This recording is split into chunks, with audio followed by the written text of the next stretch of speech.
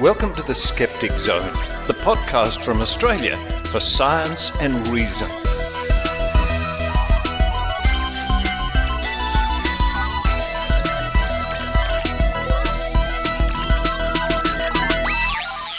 Yes, it's the Skeptic Zone podcast, episode number 633 for the 29th of November 2020. Richard Saunders coming to you from Sydney, Australia. Heat wave! Oh, wow! Yesterday, the mercury really cranked up. I think it reached about 41 degrees Celsius, which is over 100 Fahrenheit, I think. To be honest, it felt more like 55 degrees Celsius. 55. Anyway, it's still continuing today, the 29th of November here in Sydney, Australia. Yesterday was the 28th, and that's when the heat really hit. And looking at the forecast, I think by early afternoon there's a cool change coming through. I'll look forward to that. But coming up on this week's show, regardless of the heat wave, we start with an interview with my old buddy Ben Radford. Now, Ben has a new book coming out, Big If True, Adventures in Oddity. Now, this is a collection of works of Ben from the Skeptical Inquirer magazine. Always a pleasure to catch up with Ben Radford, and I'm always reminded when I speak to Ben of the wonderful 2 or 3 days I spent in Albuquerque, New Mexico. And a big shout out to Pascual Romero from the Squaring the Strange podcast, who is also in Albuquerque, New Mexico, and the three of us got to hang out on Route 66. Following that, I get to hang out with the European Skeptics Podcast. Now, about this time last week, I was a guest on their live video feed. Unexpected it was. Halfway through the show, I get this message from Andras inviting me to join in. So I took the opportunity, as you will hear, to wish them a very happy 250th episode of the European Skeptics Podcast. Then we have Logical Fallacies with Michelle Bijkersma. And this week Michelle's going to look at the appeal to emotion. And this marks the 30th installment of Logical Fallacies with Michelle Bijkersma. And a big shout out and congratulations to Michelle for helping to produce 30 episodes or 30 segments of Logical Fallacies. That's a big effort. That's quite an achievement. And I look forward to doing many more with you, Michelle.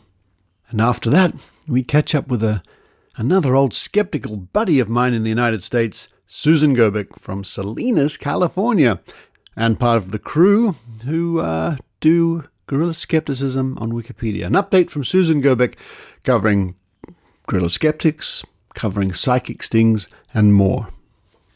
Well, that's enough for me at the moment. I'm going to run downstairs, get a nice cool iced coffee, sit by the fan. I hope you enjoy the Skeptic Zone.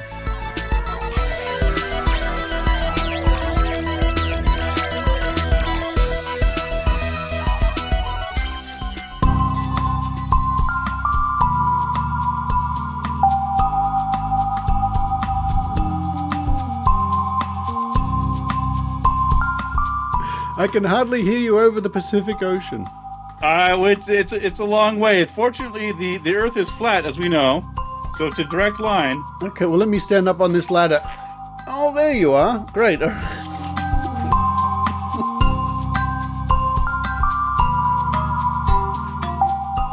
And joining me now on the line all the way from beautiful Albuquerque, New Mexico, which surely must be on the top of my list the next time I'm able to travel. It's Ben Radford. Hello, Ben. Hello, Richard. I had such a wonderful time visiting you, 2 years ago now, something like that. Oh, in the before times, yes. I remember it well. The before times. Oh, there'll be movies about that one day. The before times. Little kids will say, what was it like in the before times? Anyway, we had a wonderful time. We went around Albuquerque, which was beautiful. I'd never been there before. And the next time we promised each other we'd visit Roswell and do a few mystery things. Yes. All sorts of weirdness here in the state, myself included, of course. Of course. Now, I've contacted you because I notice you have a new book coming out. But before we get to that, given the strange nature of 2012, what's new for Ben Radford? most recently, I've been writing a piece that follows up on that horrible, misleading, conspiracy-laden garbage that was that video called Plandemic. Oh, yes. And I realized, I looked at my calendar and I realized it had been 6 months since that had circulated. And of course, I and many others had written about it at the time. But I realized that it would be good to circle back 6 months later and sort of see how some of their claims and predictions had held up. Right. And so I recently wrote a piece about that for the Center for Inquiry, and that's what I was doing before. Oftentimes, of course, in skeptic circles, follow-up is important, right? Because it's very easy for psychics or really anybody else to make a prediction, and more often than not, people just say things and then it vanishes with the flow of things. Of course. And it's important to circle back and say, well, hold on here, you said this. How did that work out or not? So that's what I've been up to. Well, you make a good point, and of course it ties in with something my listeners may well know, and we actually chat about it a bit later on in the show, is that for over 4 years now, I've been working on the Great Prediction Project, where we do exactly this. We catalogue predictions made from not 1999, or probably late 1999 all the way through to 2020. And we mark their homework. So that's exactly what I'm doing. And I think it's something in the order of 3,000 predictions now, something crazy like that. And I love that sort of thing. And I think it really is important. And I'm not just giving you pats on the back, but I think it is, because it's a function that is largely ignored, right? It's fairly rare that predictions in general are followed up on, unless they're sort of obvious, political predictions, whatever else. More often than not, people make predictions and they just sort of fade away. And unless it's a political rival or a skeptic or something, it's rare that people in predictions of all sorts, whether by psychics or someone else. And so I really think it's a useful function. And that's the only reason I'm glad that you're doing that. Well, I can tell you who follows up on predictions most of the time is the psychics themselves when they get one right. That's what they'll make the big fuss about. But TV shows and magazines, the TV show, the typical December, January, let's call in Fred the psychic. He's going to tell us his psychic visions for the coming year. Fred the psychic does his 5 minutes of just, I see the royal family will do this or this star will do that. Thank you, Fred the psychic. And we'll follow up with you next year. No. Yeah. Because one, it's just a silly piece for the end of the year. And two, they're not going to spend time and money and staff to carefully follow up all the psychic predictions made the year before. And by the time the next year rolls around, the audience have long since forgotten. But if there's one right, then the psychic will come back and they'll say, last year on your show, I predicted that stock index would do this or something, or this star would have this particular problem. Oh, that's right. That's amazing. We've seen it all before. Exactly.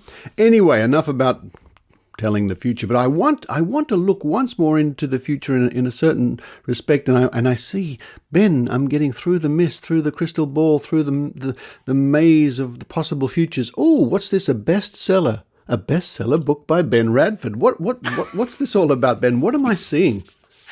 Richard, I hate to tell you this, but I suspect that this prediction of yours is as faulty as all the rest. Oh. Bestseller is probably a bit high aim, but yes, my most recent book is titled Big If True, Adventures in Oddity. Big If True, Adventures in Oddity. Oh, this sounds good. Tell me more, please. Well, basically, it's a collection of the columns that I've done for Skeptical Inquirer magazine. As you and many people know, I've been a columnist for, 15, 18 years now. I've forgotten exactly when. And originally, of course, I joined a pretty illustrious group of people, including Martin Gardner and occasionally James Randi, Robert Schaefer, Massimo Polidoro, and others. And I just happened to mention to Ken, I said, and of course, Joe Nickel.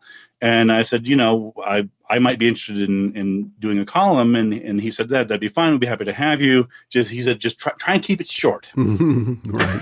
So I didn't take that as a personal affront. Oftentimes, for many writers know that short writing is often more difficult writing, right? I think there's a famous quote from Mark Twain that may be apocryphal, but it was along the lines of, I apologize for the length of this letter. If I were a better writer, it would be shorter. But the column began where I would actually take questions from readers. And that was sort of my little niche into writing for Skeptical Inquirer, was whereas Joe and Randy and Martin and others were sort of doing whatever interested them, which is great, because of course that's, they go in their wheelhouse. I was sort of interested in opening it up to what lay people and readers and journalists and just friends were wanting to know about. And so I tried to sort of do a Q&A column in which I would answer questions as concisely and as thoroughly as I could, looking into all sorts of weird things, from curses to Bigfoot to crop circles, psychics, take your pick. I actually begin the book with one of my favorite columns, which was a woman that contacted me because she believed that she was cursed. And I've gotten a handful of these over the years. I know you get some as well. People who were genuinely frightened. I mean, this wasn't a put on. This wasn't a wind up, as you might say. Yeah, she was clearly genuinely frightened and concerned because she believed that she'd been cursed by somebody through a psychic. And so I did my best to respond to her diplomatically and skeptically, and using psychological principles so that I could sort of inject gently some skepticism to nudge her towards a more rational approach. And so I realized that if I began by saying, curses aren't real, you're crazy, go away, that's not going to help her. It's no help whatsoever. Absolutely none. I will come across as a mean, dismissive, know-it-all skeptic, which you are anyway, but you don't want to come across. To be fair, that is my purview.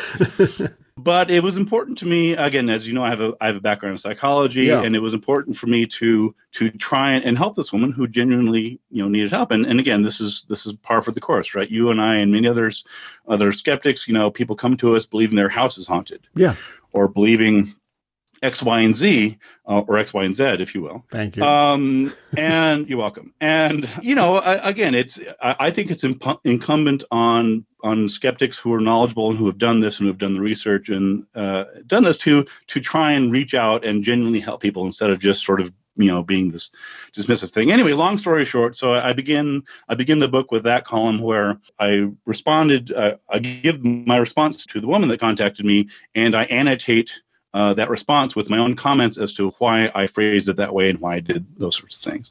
Right. So there's that one. There's actually 70 different topics covered in the book. Yeah, it's when I was going back over the columns, I realized again it's one column per issue. It comes out every 2 months for 15, 18 years. I mean, I had quite a bit to pull from. I bet. And but some of the columns some were better than others. Some were sort of outdated. In some cases, there were bogus products that were no longer sold, and so I didn't bother to include those. So I tried to sort of where I could update and flesh out some of them. But there's again everything from I did a piece on a mysterious figure called the Toucan Man. The Toucan Man? The Toucan Man. You mean like the bird? Yes, indeed. Yeah, there was a woman that contacted me saying that she had recalled being in Costa Rica, in the Monteverde cloud forest, in fact. She remembers experiencing or being in the presence of some mysterious figure called the Toucan Man. Ooh. And she asked me if I knew anything about it. It's like, well. So I dug into the folklore of what it could be, and I looked in different explanations. And I had actually been to the cloud forest in Costa Rica where she experienced this, and so I had some firsthand experience there. So I tried to explain that. Einstein, whether his theories predicted ghosts, claims of trees that walk in the darkness. crop circles, you name it. It's sort of a fun grab bag of things. Wow, that sounds like a great holiday read, folks. Big if true. Ben, how can people get their hands on a copy? Well, it's just fresh out. So for my lovely fans and readers in Australia, it will of course probably be better to get the ebook because of, unfortunately, postage costs are just through the roof these days. But it should be available on in local bookstores, through Amazon.com and elsewhere. So that's it should be available in the next couple weeks. Excellent, folks. Just Google Big If True Ben Radford, and you'll no doubt find information about how you can get your hands on an e-copy or a real copy if you're in the United States at the moment. And if people want to find out more about you, Ben, what's the best URL to visit? Well, the best place would be probably benjaminradford.com, which coincidentally is my name with a .com at the end. It's odd that it worked out that way, but it's fortunate. And of course, I also have a podcast, which you very graciously mention every now and then, titled Indeed. Swearing the Strange. And people can check that out. Ben, it's great to catch up with you. It's like, as I said, it's been just for all of us, just been one of those years. Well, it hasn't. It's been a year like no other for people alive at the moment. And as we must sadly admit, sort of nobody can really peer into the future, although they think they can. We don't know when things will get back to something resembling a more normal time. But when it does, I promise you, Ben, I'll be on your doorstep with my adventurer's cap on. I would love it, and it's one of the few things that in my life I have yet to do that's on my veritable bucket list. Is unfortunately I've never been able to get to Australia and New Zealand and those parts, and I definitely want to do that. I've tried to do it over the couple of years, and right when I was about set to do it, this whole thing hit. So I'm hoping to make it over there sooner rather than later. Well, I hope so. And when you do arrive in Sydney, we'll organise a special Skeptics in the Pub for you. In fact, we'll have it 3 nights running, just in case. Oh, that'd be wonderful. Looking forward to it one day. Ben Radford, all the way over there in beautiful Albuquerque, New Mexico. Thank you very much. Thanks, Richard. Cheers.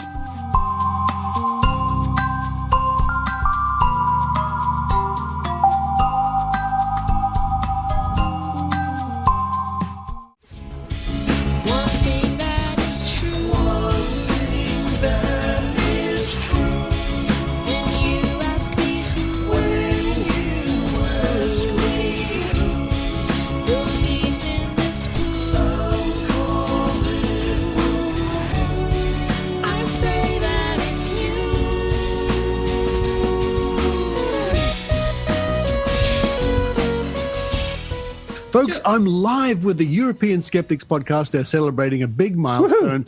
Pontus, Andras, and Annika, and a group of sort of people from around the world have joined in to celebrate this. Congratulations, everybody. Ooh, thank you. Thanks, Richard. Thank you so much, Skeptic Richard. Zone listeners, And thanks for joining us.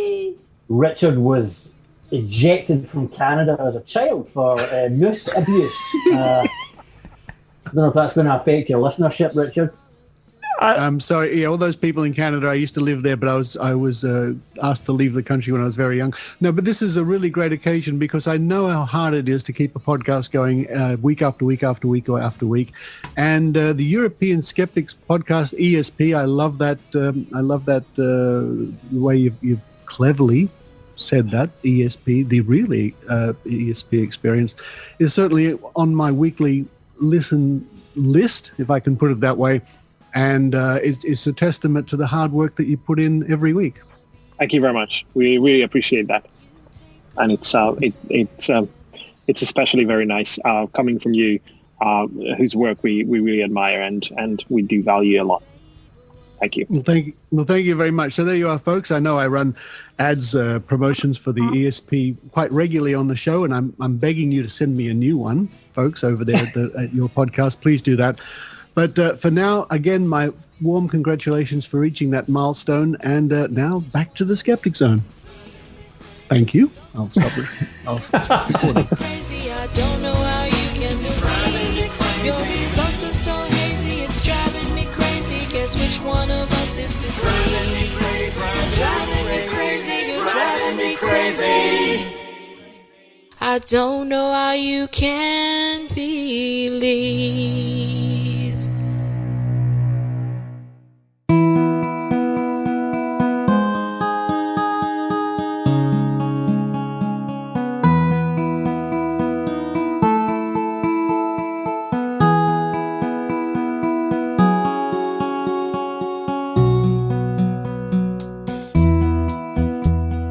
Logical fallacies.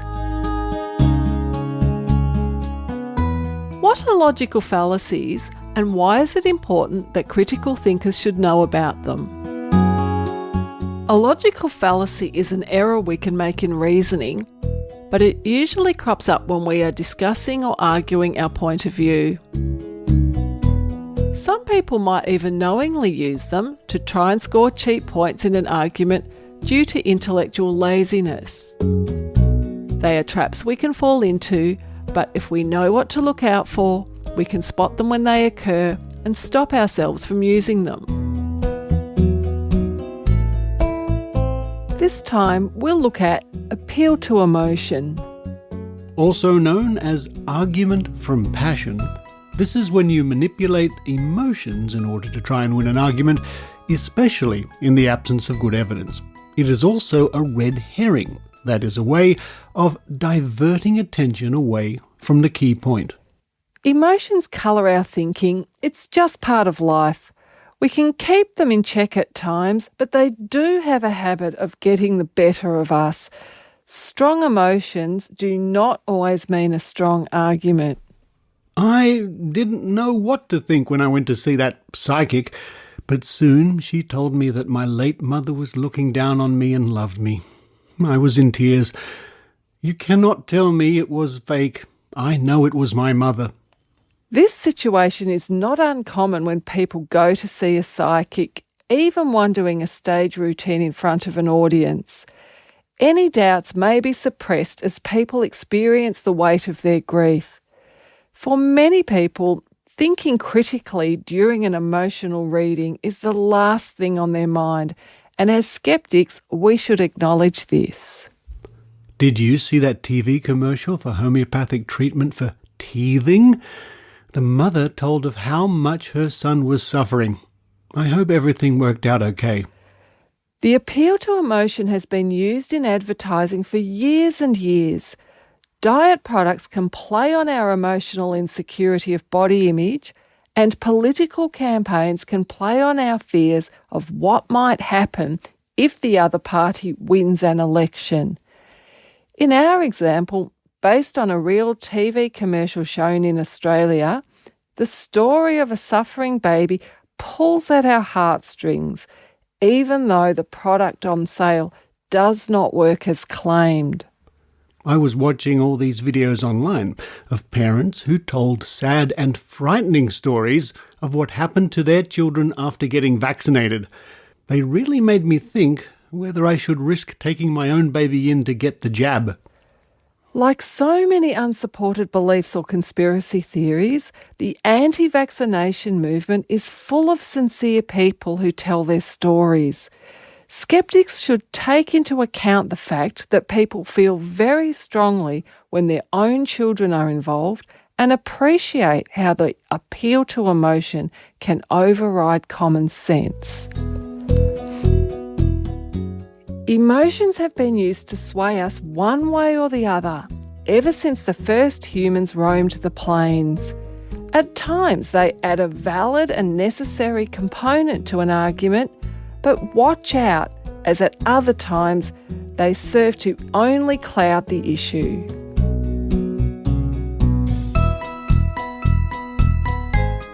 Knowing a logical fallacy when you hear one, and even knowing its name, is important when arguing your point of view. However, you may come across as arrogant and not get very far if you call it out by name to your opponent when you hear it being used. If your opponent calls you out for using one, it's time to stop and think about how you are making your case. Use your knowledge of logical fallacies wisely, and remember, that even if your point of view is right and you know all the pitfalls in arguing your case, it doesn't always mean you'll win on the day. And as skeptics, we must also remember that we too can be wrong at times. I'm Michelle Bijkersma from the Vic Skeptics. Thanks for listening.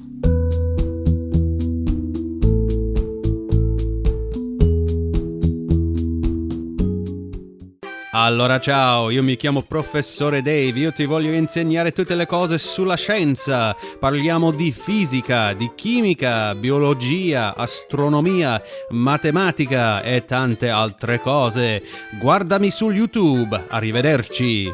Hey everyone, this is Professor Dave. I want to teach you about all kinds of things regarding science. I want to tell you about physics. I want to tell you about chemistry, biology, astronomy, math, and many, many more things. Come check me out on YouTube. The channel is called Professor Dave Explains. Take it easy. He knows a lot about the science stuff. Professor Dave Explains.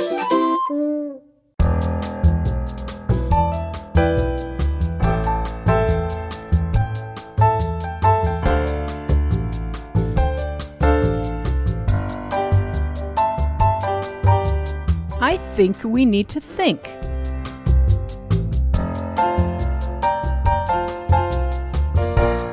Here's Susan Gerbic.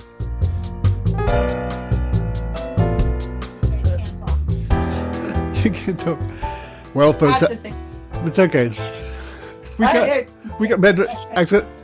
This is the yes. Thank you, Leonard. This is the sort of confusion I have to put up with, folks, when I speak to Secret Agent Gerbic on Zoom. We've just had another session with the prediction project, and it's getting near the end. We rip through lots of predictions every week, and today we were talking about Clucky Venus. Susan, what did you make out of Clucky Venus? We all thought it was a misprint or something. We were like, what in the heck is Clucky, and what is a Clucky planet? Wonderful. You didn't know what Clucky was, did you? No, we don't speak Australian. That's hilarious. We were doing these predictions, and to me, the term Clucky is a common term here in Australia, and I knew exactly what it meant. And I had all these faces on Zoom going, "What?" But anyway, the reason that yes, thank you, and all the people who are eavesdropping in right now as I talk to Susan, thank you very much. The prediction project is going well, but I thought it's about time I caught up with you, Susan, to chat about what's happening with GSoW, Guerrilla Skepticism on Wikipedia. You know, Richard, thanks for asking. We've really been busy, and it's my team, not necessarily I'm doing any of this work. I train and I, help out and do those little things that we do, but my team has just published page number 1,558. And I just checked the numbers, and those 1,558 Wikipedia pages have just been viewed 75,263,576 times. Wow. And I see people on the screen's mouths going, what? Yeah. So we do a lot of edits all the time, but we can't keep track of how many times those pages are viewed. I mean, we just go in and we fix up the lead, or we add a photo, or we add citations, or, do stuff. We only keep track of the pages that we have either completely written or completely rewritten, and that is 1,558. It is absolutely remarkable, and I've seen you speak in public a few times about what the results of the work that Guerrilla Skeptics do on Wikipedia. It's for example, one of the ones that is in my memory for some reason, I think you spoke about the fact that it was Olympics not so long ago when we used to have these sort of things, where one of the swimmers appeared with multiple blisters or bruises on the back from cupping. Using cupping, and you got to work, or your team got to work on the Wikipedia page about cupping, because you knew hundreds of thousands of people would be running to the internet, especially Wikipedia, to look up about cupping. Wow, that's a story I remember that was back in the Olympics in 2013, 2014, I think. And I remember that the cupping Wikipedia page received about 1,000 page views a day. But the day that the media went nuts wondering what the heck cupping is, the Wikipedia page had over 160,000 page views in one day. And normally they would receive 1,000 page views in a day. So it was incredible. I just can't even imagine. And, one of the things I wanted to quickly mention now that I'm thinking about it, a couple of people who were been on this Australian prediction project with us, Rob Palmer and Adrienne Hill, they're also GSoW editors. They're pretty busy people. And Adrienne, she's just passed 150,000 page views for her Wikipedia work that she's done. And Adrienne has only written 2 pages. So one of them is Haunted House. And another one is for a woman that is going to be a speaker at her upcoming conference in May in Calgary, or we're going to do it over Zoom. We're not really sure. We Can Reason. We Can Reason. That's what it's called. And then Rob Palmer is also here on the Zoom call, very quiet here. And Rob has written quite a few Wikipedia pages. He's been with me a long time. So Rob's Wikipedia work is he's written 25 pages. And those 25 pages have now reached 5,670,503 page views. So he's just broke 5 million page views. He's got this astonished look on his face. So Rob and Adrienne, come in. Say hi. Say hi to everybody. Hello. Hello. Well, congratulations to you both. That's remarkable, and it just goes to the value of Guerrilla Skeptics on Wikipedia. Adrienne, you can come back. She keeps disappearing, folks. She's very shy. My dog's whining. Oh, your dog's whining. You're not shy. It's your dog is whining. How did you discover Guerrilla Skepticism on Wikipedia? I actually discovered it through reading Science-Based Medicine. In 2018, I believe it was an article called The Null Hypothesis about Gary Null. And he was going after Susan Gerbic, and I'd never heard of her. And there was a little quote about how cool the truth is. I can't remember the exact quote, but I thought it sounded really fun. I got in touch with Susan, and she messaged me back almost immediately. And I've been hooked ever since. So I just finished my training. I guess it was in April. So I'm pretty new. Took me a while to finish my training. Pretty new and 150,000 page views. Her work is viewed 150,000 times. And when I've talked about the subject, to put that in context, you could write a best-selling nonfiction book, something about science or skepticism or something, and you are lucky to sell 3,000 copies in the lifetime of the book. Right. 3,000.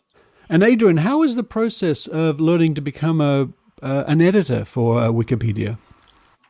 It was pretty straightforward. We work on our own at our own pace, and I had some health issues, so I actually had to take a break for about a year, and I was able to pick it up no problem. Susan has it very well organized and actually has been redone a little bit as well because she wanted it updated, and because I had just gone through, I actually helped in that update. So it's really straightforward. It's a spreadsheet, and you go through and you have little assignments that you have to do, and then you have a final project.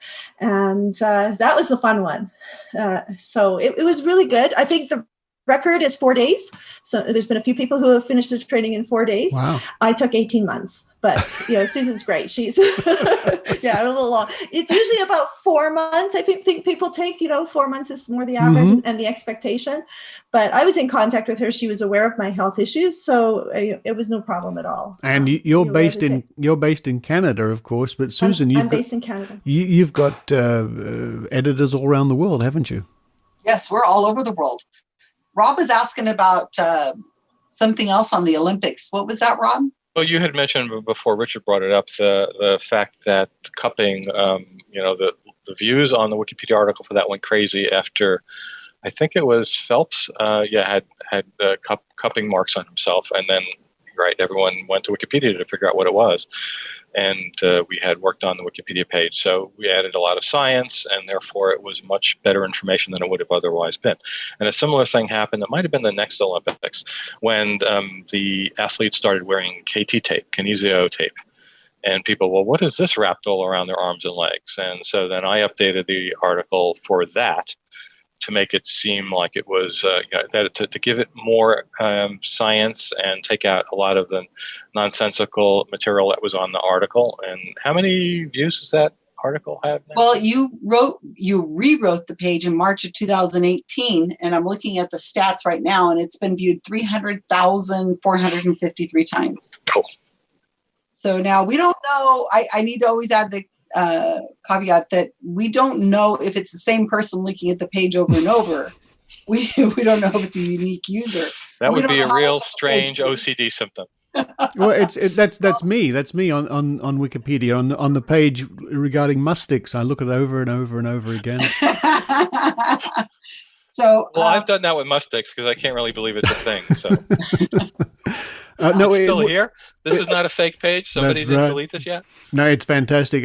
What a valuable thing it is to update pages with a scientific, skeptical, factual, referenced point of view. I think it's really great. Now, Susan, you were also telling me a little while ago that some recent news that appeared on the Skeptic Zone has inspired you to do something, and that was with our friend Dr. Ken Harvey. Yes, that was wonderful. Whenever people put up write articles of this sort, please bring it to our attention, or better yet, just join my GSoW team so that when you see these things, you can start updating them.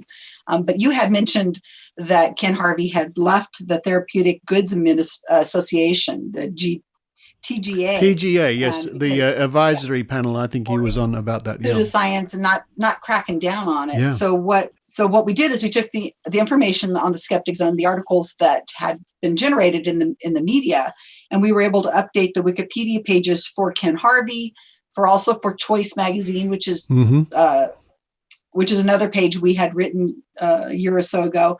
And then we went in and updated the Therapeutic Goods Association's Wikipedia page with this information that Ken Harvey had left. Excellent. And why he had left. Yes. So that way it's anybody looking at the Therapeutic Goods Association, the media, the public, whoever, they're going to get an eyeful of, we thought this was a good idea, but we can see that somebody named Ken Harvey, you can click on his Wikipedia page to know more about him, has left this and the reason why. That's great. And I'm very pleased to know that, in a small way, the Skeptic Zone can be of use to help educate people via Wikipedia in a strange sort of way. So that's really nice to know. But of course, Susan, you're apart from GSoW and the wonderful work your team does on Wikipedia, you're also known sneakily as the person behind many psychic stings. Is there any psychic stings you can tell us about at the moment? Oh, yeah. Well, thanks, Richard, for asking. Yeah, we've been doing, I have another group that's called Guerrilla Skeptics. And this is not necessarily the same people on the Wikipedia team. These are people who are more interested in psychics and grief vampires. Those are people who claim to speak to the dead. So they're not skeptical of gorillas, but this is something different. That would be an odd group. You've heard of the flat earthers? Well, these people are skeptical of gorillas. We don't think gorillas exist. They're just people in suits. I mean, if we evolved from monkeys, why would we still have monkeys?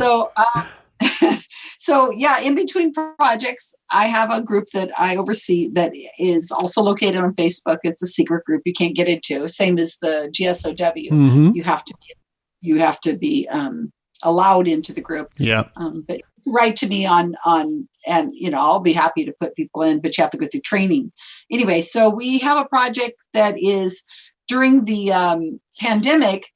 Of course, we're all on Zoom or on social media, but so are the psychics. So now we can easily infiltrate their Zoom meetings because, of course, they're publishing all over that they're on. They're going to do the show or they're going to do. Well, you've done this before, yes, absolutely. Yeah, so it's pretty easy to get in now. And for some reason, they never know that myself or my team is there. They can't seem to figure that out. I don't know why. We've been going to their webinars on how to be a medium and well, Susan, come on. What did you think? That was psychic or something? Come on. Yeah, I know. So we record everything, take screenshots, and then we go back and I report on it. So it's time consuming, but it's satisfying. I've been writing these articles up and I've been putting them under a category we're calling Operation Lemon Meringue. And if anybody's interested, yeah. It's always So something they're like that, published isn't it? It's great. So I publish for Skeptical Inquirer online. So if people are interested in any of these articles I've been writing on Operation Lemon Meringue, they could go into Skeptical Inquirer's website and they would just Google or just look by author Susan Gerbic, and you'll see that we've done several, and I hopefully have several more, because it's pretty easy to attend a Zoom meeting. Yeah, well, I think really you should broaden your vocabulary when it comes to these food items. I think you should call your next one either Operation Iced Vovo. There's a tip for you. Iced Vovo. Operation Mustic would be a good one. This means a lot to Australian listeners. Right. Well, the thing about it is when we pick these names, they have to be something that anybody can spell and remember, because the goal is that, somebody might hear about Operation Pizza Roll or Operation Tater Tot or Operation Ice Cream Cone. And they'll think about it, they'll hear about it, and then they, don't do anything about it until one day they say, what was that Operation Ice Cream Cone all about? And they Google it. So, and they find the articles we've written about it. So I can't have anything that's unusual in a way that they might not know how to spell it or remember it. And I've already forgotten what you just said a second ago, except mustic. So Susan Gerbic does all these psychic stings. She gives them all these names to do with food. I always get hungry when I'm reading about your psychic stings. But it's great, and the reports are really interesting, and what you uncover is truly worthwhile. It really is. It feels like we're doing something, and it feels like we're fighting back, and in a lot of ways we are. Yep. I hear from people all the time who've just stumbled onto one of the articles I've written and said, I thought this person was real, and now my eyes are opened. I had no idea that these were actors, or I had no idea that they were using social media. No idea. Thank you so much for writing this article. That's what they'll tell me. And I'm like, oh, there's one. All right. Finally, Susan, you've been doing some work recently because there's been a new batch of CSI fellows announced, and I'm very honored I'm amongst the fellows. I've been a fellow now for 10 years. What can you tell us about the recent batch? Yes, we had a little heads up who were going to be the fellows this year. Of course, we had to keep it on the low key, but we knew in a time so that we were able to write some Wikipedia pages for them. Of course, my team did the work. I am the one who's just there, cheerleading them on. But we were able to write 3 or 4, 5 Wikipedia articles for the new fellows that were coming out. Plus, we'd already written Wikipedia articles about several of the others who had already been fellows for a while, and we just were able to, update it. So it was very exciting. We call them the jolly good fellows, the older ones, you see.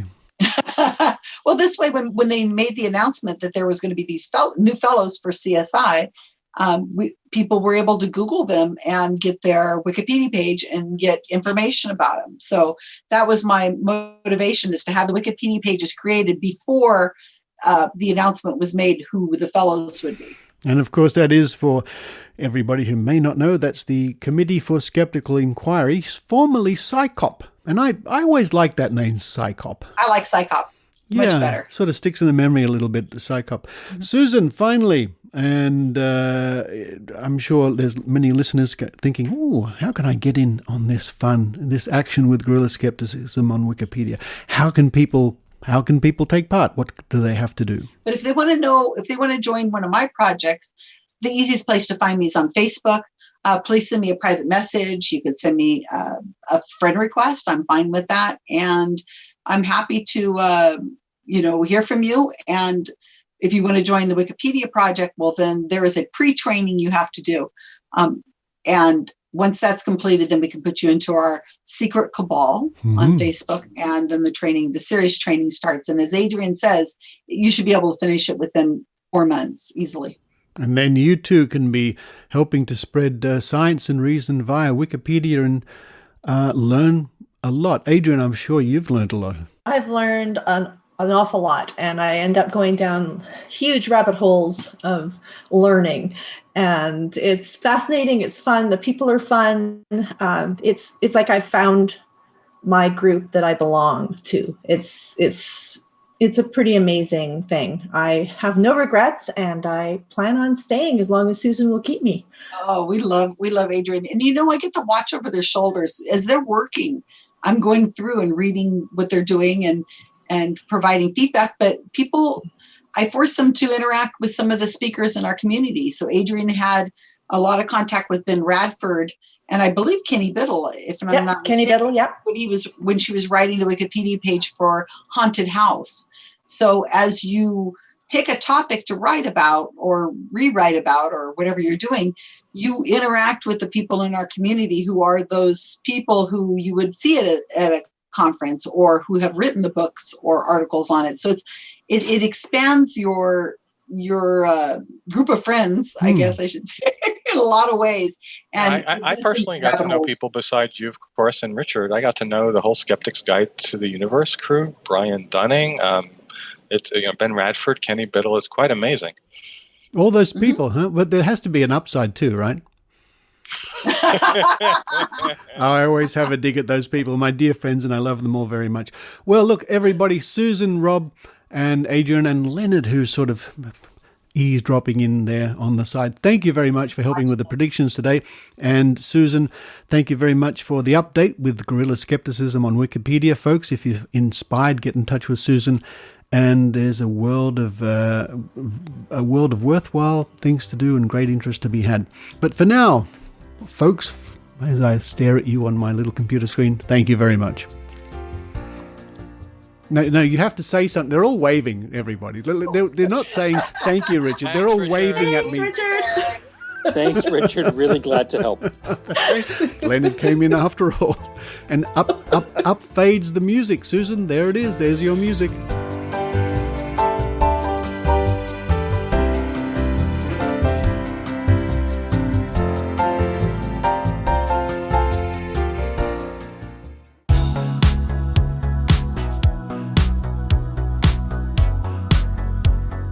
Hello, this is Rob Palmer. You may have heard of me. Lately, I've been interviewing scientists, skeptics, and other critical thinkers from around the world for my column in the Skeptical Inquirer, and recently, some for the Skeptic Zone. My written interviews have included Jay Novella from The Skeptic's Guide to the Universe, mass psychogenic illness expert Robert Bartholomew, Celestial Ward from Squaring the Strange, psychic-busting Private Eye Bob Nygaard, skeptical activist Michael Marshall of the UK, and even secular activists Bailey Harris and John Delancey, that's Q from Star Trek. I even interviewed, believe it or not, a magic dragon, and another really well-known skeptic, Richard Saunders. You can find my online column with these interviews and more by Googling The Well-Known Skeptic plus Skeptical Inquirer. Also, follow me on Facebook at The Well-Known Skeptic. Cheers!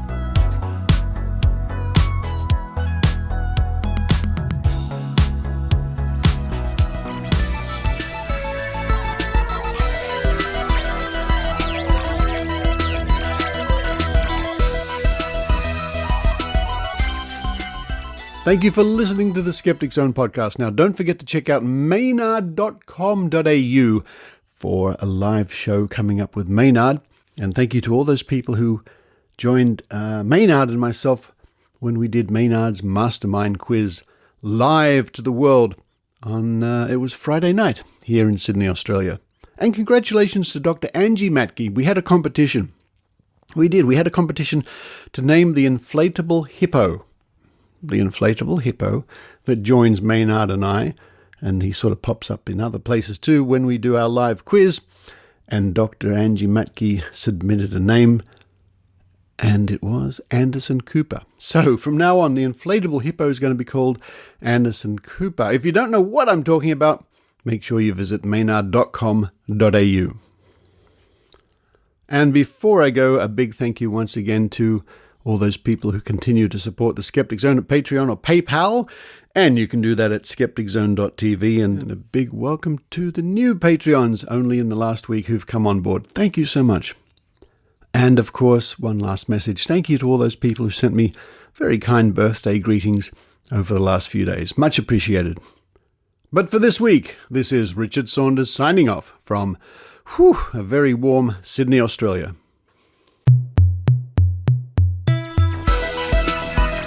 You've been listening to the Skeptic Zone podcast. Please visit our website at www.skepticzone.tv for show notes, contacts, and to access the back catalogue of episodes going back to 2008. You can follow the Skeptic Zone podcast on Twitter at Skeptic Zone, visit our Facebook page, or leave a review on iTunes. You can also support the Skeptic Zone via Patreon or PayPal. The Skeptic Zone podcast is an independent production. The views and opinions expressed on the Skeptic Zone are not necessarily those of Australian skeptics or any other skeptical organisation.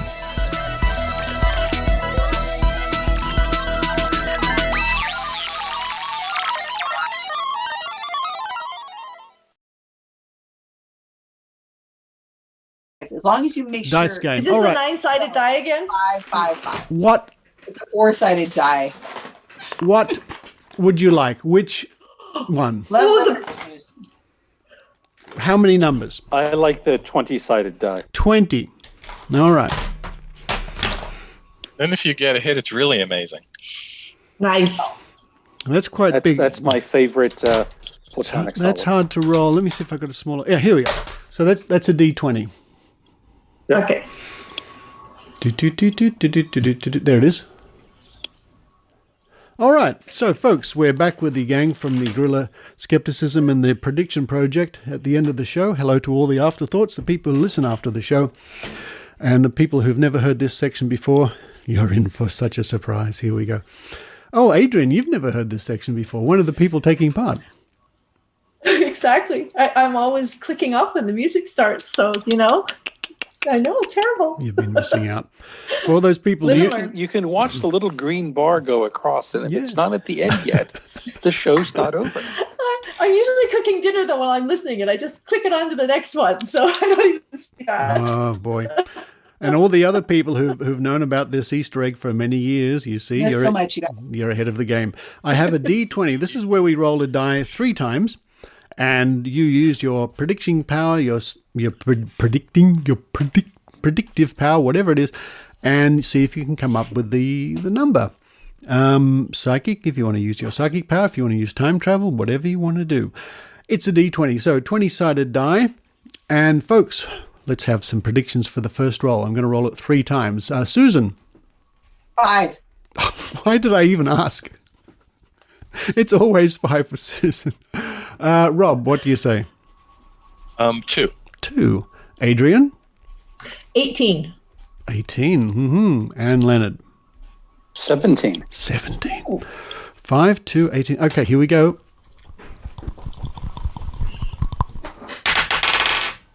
14.